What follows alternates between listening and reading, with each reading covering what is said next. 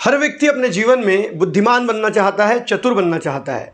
हर व्यक्ति को लगता है कि वो अपने जीवन में कुछ ऐसा करे कि लोग उसे बुद्धिमान कहें, लेकिन बुद्धिमानी आसानी से नहीं आती है, क्योंकि कई लोग अपने आप को बुद्धिमान समझते तो हैं लेकिन वो बुद्धिमान होते नहीं हैं। श्री स्वामी समर्थ रामदास ने एक किताब लिखी, दासबोध। उस किताब में वो सकारात्मक जीवन जीते समय नकारात्मकता को कैसे दूर करना है ये बताते हैं कि बुद्धिमान व्यक्ति के कुछ लक्षण होते हैं। ऐसे 13 लक्षण मैं आपको बताने वाला हूं जो बुद्धिमान व्यक्ति में होते ही हैं। आपको कोई बुद्धिमान व्यक्ति का लक्षण पता हो तो आप कमेंट करके बता सकते हैं। तो आइए शुरू करते हैं। दोस्तों, 13 लक्षण जो मैं आपको बताने वाला हूं, उसका पहला लक्षण है जो मूर्खता छोड़ दे। जो अपनी जिंदगी में शहानपना सीखते समय मूर्खता को छोड़ते जाता है वो बुद्धिमान कहलाता है। मतलब ये कि अगर अपने अंदर के अवगुण हमें पता है और पता होकर भी हम उसे छोड़ना नहीं चाहते तो हम बुद्धिमान कभी नहीं हो सकते। इसके पहले एक वीडियो में मैंने बताया है मूर्खता के लक्षण, और वही मूर्खता के लक्षण अगर हम छोड़ना नहीं चाहते पता होने के बाद भी तो हम बुद्धिमान कभी नहीं हो सकते। बुद्धिमान व्यक्ति का सबसे पहला लक्षण ये होता है कि वो गलत चीज़ों को छोड़ते चले जाता है और अच्छी चीज़ों को सीखते चले जाता है। दूसरा है जो उच्च विचार रखता है। कई बार कहा जाता है कि आपका रहन सहन सादा हो चलेगा लेकिन आपके विचार उच्च होना चाहिए। कई बार हम रहन सहन के ऊपर भी बोलते हैं। अगर आप स्वच्छ कपड़े पहन के नहीं घूमते हैं इसका मतलब आपका व्यक्तिमत्व कहीं तो भी फीका पड़ जाता है। अच्छे कपड़ों का मतलब ये नहीं कि आप हमेशा शूट बूट पहने, बल्कि अच्छे कपड़ों का मतलब ये है कि आप सादे कपड़े पहने, स्वच्छ कपड़े पहने। लेकिन कपड़ों से आपकी पहचान नहीं होती है। कई बार लोग कहते हैं first impression is the last impression, लेकिन आपके मुंह खोलते ही आपका इंप्रेशन सारा डाउन हो जाता है। इसीलिए अगर आप इंप्रेशन बनाना चाहते हैं और खुद को बुद्धिमान कहलाना चाहते हैं तो आपको अपने विचार उच्च रखने होंगे। इस दुनिया में ऐसे हजारों लोग हैं जो कपड़े तो बहुत अच्छे पहनते हैं, दिखते भी बहुत अच्छे हैं, लेकिन उनके विचार इतने निचले दर्जे के होते हैं जो उन्हें कभी चतुर नहीं बना सकते, वो कभी बुद्धिमान हो भी नहीं सकते। इसलिए स्वामी समर्थ रामदास कहते हैं कि सादी रहानी उच्च विचार, जिसका रहन सहन सादा होता है, विचार उच्च होते हैं, वही आदमी असली चतुर होता है। तीसरा पॉइंट है जो ईमानदारी से मेहनत करता है। दोस्तों, इस दुनिया में ऐसे हजारों लोग हैं जो काम तो करते हैं लेकिन सिर्फ दिखाते हैं कि वो ईमानदारी से काम कर रहे हैं, लेकिन असली में वो ईमानदारी से काम करते नहीं। इसको एक कहानी के माध्यम से समझते हैं।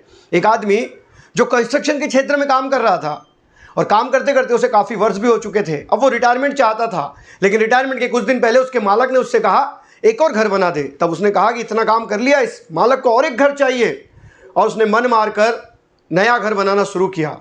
जब 1 साल बाद वो घर कंप्लीट हो गया और उसने अपने मालक को बताया कि मालक तुम्हारा घर कंप्लीट हो चुका है, तब मालक ने उस घर की चाबी उस व्यक्ति के हाथ में दे दी। और तब वो व्यक्ति पछताने लगा, क्योंकि उसने घर तो मन मार के बनाया था ना, और मन मार के बनाते समय उसने ईमानदारी से उस घर पे काम नहीं किया, और वो पछताने लगा काश मैं इस घर को भी बाकी घरों की तरह अच्छा बनाता। ईमानदारी से मेहनत करना इंसान का बहुत बड़ा गुण होता है और वही इंसान को चतुर बनाता है। कई लोग जिंदगी में सिर्फ कर्तव्यों का पैसा तो लेते हैं लेकिन अपने कर्तव्यों को पूरा नहीं करते। ऐसे बहुत से लोग हैं जो इस समाज में तनख्वाह तो पूरी लेते हैं लेकिन उस तनख्वाह के लिए जो आवश्यक कर्म होता है वो नहीं करते हैं, और ऐसे लोग कभी चतुर नहीं होते। जो केवल रूप नहीं गुण देखता है। कई लोग इस दुनिया में अपने रूप को सजाने में लगे रहते हैं। हमारा रूप हमारे माँ बाप और भगवान पे डिपेंड होता है, भगवान की इच्छा जो हमें रूप दे दे, लेकिन हम रूप सजाने में अपना जीवन व्यतीत कर देते हैं, जबकि हमने रूप से ज़्यादा अपने गुणों को सजाना चाहिए, क्योंकि हमारे गुण ही हमारे समाज में हमारे व्यक्तिमत्व को बनाते हैं। लोग सजने संवरने में काफ़ी समय बिताते हैं लेकिन कभी कोई अच्छी किताब पढ़ने में नहीं बिताते। इसलिए स्वामी समर्थ रामदास कहते हैं कि अपने गुणों पर फोकस कीजिए, अपने अंदर के गुणों को डेवलप कीजिए, ना कि अपने चेहरे को। सजना संवरना ये सब बाहरी रूप है, लेकिन असली रूप तो आपका अंदर है। तो आपके अंदर के रूप को सुधारिए, अपने गुणों को बढ़ाइए, तभी आप चतुर कहलाएंगे। और चतुर व्यक्ति का ये आवश्यक गुण भी होता है जो सच्चे दिल से लोगों की मदद करता है। अभी तो हम कई फोटोज देखते हैं जिसमें लोग छोटी सी वस्तु भेंट करते हैं और 10 लोग मिलकर फोटो खिंचाते हैं कि हमने ये वस्तु भेंट दी है। ऐसे लोगों को चतुर नहीं कहा जाता। चतुर व्यक्ति वो होता है जो लोगों की दिल से मेहनत करता है, जो किसी व्यक्ति की मेहनत करते समय अपने हार्ट टू हार्ट फीलिंग से करता है।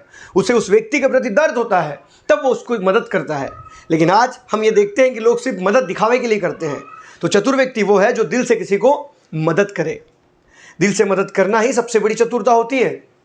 जो आलस नहीं करता, आलसी व्यक्ति अपनी जिंदगी में कभी कुछ नहीं कर पाता, और इसीलिए कहा जाता है कि चतुर व्यक्ति आलसी नहीं होता।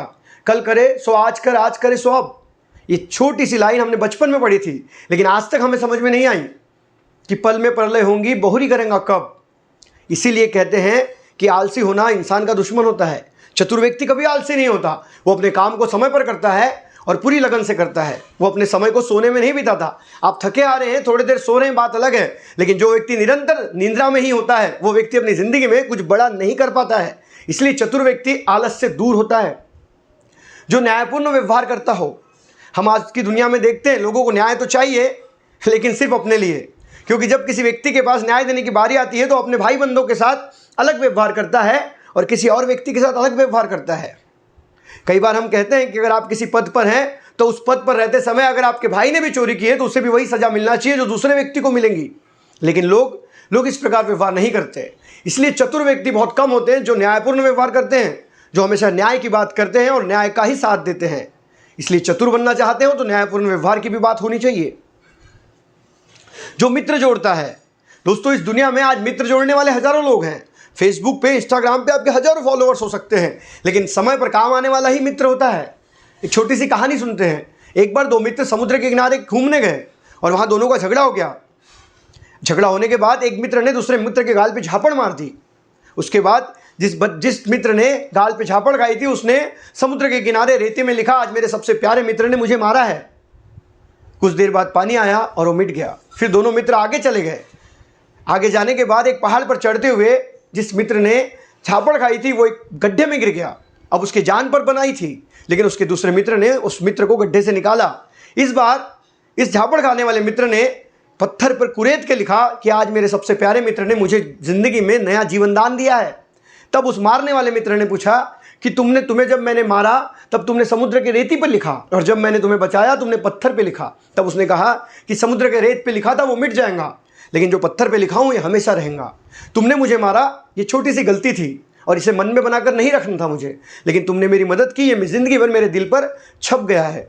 दोस्तों मित्रता बहुत प्यारी चीज़ है, मित्रता बनाई रखनी चाहिए, लेकिन हम अपने मित्रों से झगड़ा कर लेते हैं छोटी छोटी बातों पर, और इसीलिए मित्र जोड़ता है वही चतुर व्यक्ति कहलाता है, जो दूसरे के सुख को प्राधान्य देता है। हम इस दुनिया में ऐसे बहुत से लोग देखते हैं जो दूसरे के दुख से खुश हो जाते हैं, लेकिन जो व्यक्ति दूसरे के सुख को प्राधान्य देता है और दूसरे के सुख से हम ईर्ष्या करने लग जाते हैं, लेकिन असली चतुर व्यक्ति वही है जो दूसरे के सुख में खुश होता है। ऐसे बहुत से लोग हैं जिनके मित्र जब जिंदगी में प्रगति कर लेते हैं तो उन्हें ईर्ष्या भर जाती है, लेकिन अगर जो मित्र खुश होता है अपने मित्र की प्रगति से, वही असली चतुर होता है और वो अपने मित्र को मदद भी करता है आगे बढ़ने के लिए। इसलिए ज़िंदगी में चतुर होना चाहते हो तो किसी के सुख से ईर्ष्या न भरते हुए उसके सुख में खुश होइए और उसे अप्रिशिएट कीजिए। जो शरीर से ज़्यादा मन को सजाता है, बहुत से लोग शरीर को ही सजाते हैं, लेकिन असली चतुर व्यक्ति वो है जो अपने मन को शुद्ध करता है।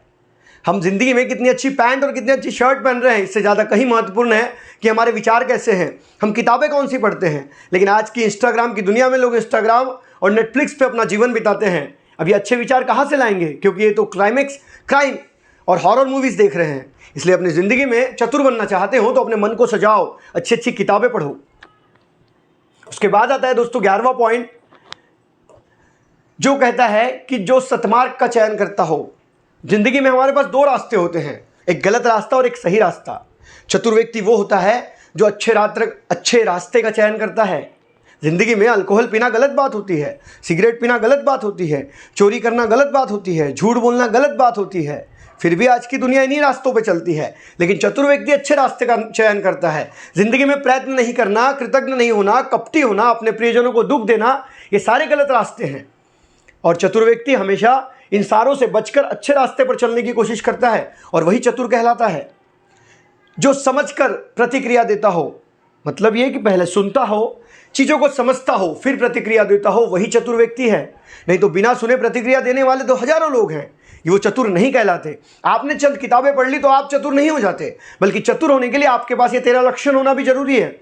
इसीलिए जब भी किसी से बात करते हो तो सामने वाले की बात समझकर ही प्रतिक्रिया दीजिए, तभी आप कहे जाएंगे चतुर।